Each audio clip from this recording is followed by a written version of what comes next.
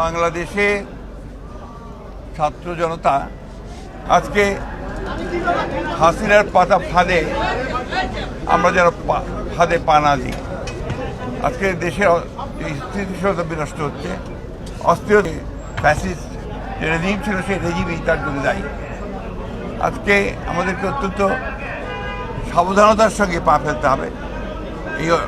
এই যে সফলতাকে আমাদেরকে সফল করতে হলে আমাদেরকে অত্যন্ত ধীরে ধীরে এগোতে হবে।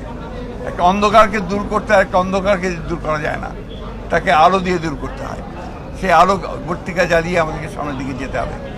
আমরা সংশ্লিষ্ট সকলের কাছে আহ্বান জানাতে চাই যে সবাই একযোগে ঐক্যবদ্ধ হয়ে এই দেশের স্বাধীনতা সার্বভৌমত্ব রক্ষা করার জন্য, স্থিরতা রক্ষার জন্য, ফ্যাসিস্টদের বিরুদ্ধে গণতন্ত্রকে প্রতিষ্ঠা করবার জন্য তাদের কাজ অব্যাহত রাখবেন।